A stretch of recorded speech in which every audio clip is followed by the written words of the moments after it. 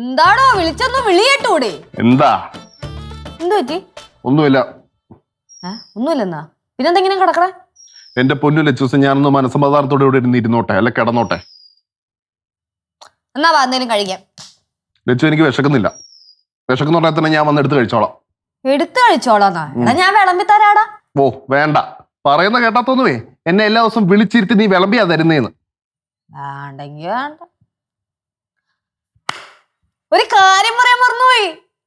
ഞങ്ങളുടെ പടവലം വീടിന്റെ തെക്കേ മൂലയില് നിധി ഉണ്ടെന്നൊരു ശ്രുതിയുണ്ട്. നിങ്ങളുടെ കുടുംബത്ത് അങ്ങനെ വല്ലതൊക്കെ ഉണ്ടോ?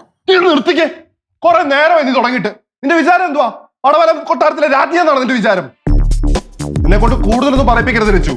കുറെ നാട്ടുകാരെ പറ്റിച്ച് കുറെ സ്വത്ത് നേടിയെടുത്ത് അവരുടെ മുന്നിൽ കണ്ണിൽ പൊടിയിടാൻ വേണ്ടിയിട്ട് കുറെ കള്ളദാനം ചെയ്ത് ഉണ്ടാക്കിയെടുത്ത കുടുംബമല്ലേ ഈ പറയുന്ന പടവലം. പണ്ട് രാജാക്കന്മാരുടെ കൂടെ കണ്ട് വേലക്കാരായിട്ട് നിന്നവരായിരിക്കും നിങ്ങള്. പടവലഞ്ഞ കൊണ്ട് കുറെ കറി ഉണ്ടാക്കി കൊടുത്ത് സോപ്പിട്ട് അവര് തീരെഴുതുന്ന കുടുംബം പടവലം. ലച്ചു, ഒരു കാര്യം ഞാൻ പറഞ്ഞേക്കാം, ഇനി മേല പടവലമൊന്നോ എന്താ ചേലത്ര അതൊക്കെ പറഞ്ഞ് എന്റെ അടുത്ത് വന്ന എന്റെ യഥാർത്ഥ സ്വഭാവം നീറി. സിദ്ധുവെ നിർത്തിക്കും. ഒന്ന് പോയടേ അവിടെ നിന്ന്. ഒരു ചീഞ്ഞ പടവലങ്കാരി വന്നേക്കണം. ചീഞ്ഞ പടവലങ്കാരി എടാ.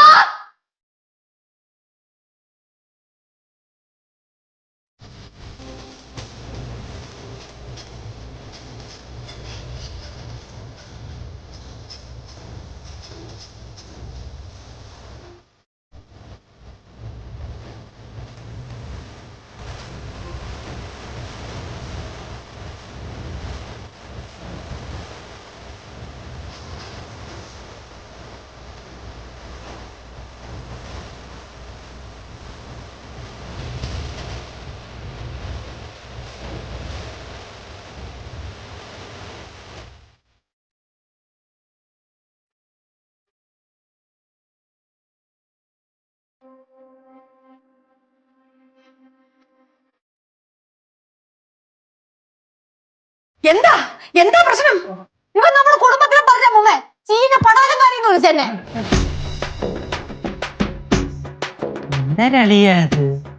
എന്തോന്ന് ചേച്ചി ഇത്?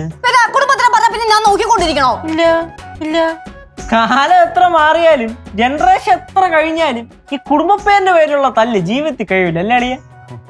ചേച്ചിയുടെ കാര്യം ഓക്കെ, നമുക്കറിയാം ചേച്ചിയുടെ സ്വഭാവം ഇങ്ങനെയാണെന്ന്. ചളിയ ഇങ്ങനൊക്കെ. എടാ അളിയ, അങ്ങനൊന്നും ഇല്ല.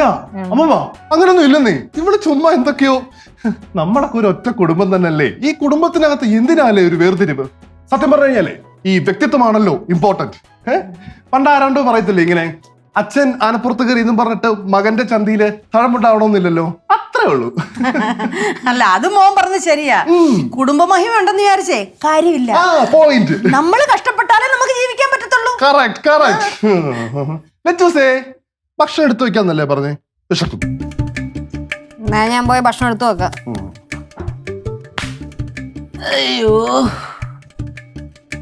അല്ല മറ്റേ കാക്ക അപ്പിട്ട് നാറ്റിച്ച് വെച്ച നിന്റെ അപ്പൂപ്പന്റെ ഒരു പ്രതിമയുണ്ടല്ലോ, പുള്ളിയുടെ പേരെന്താ? ഗോപാലകൃഷ്ണൻ പിള്ള അല്ലേ? അല്ല അല്ല അല്ല, എന്താ രാധപ്പൻ പിള്ളേ? അല്ല, തങ്കപ്പൻ പിള്ള.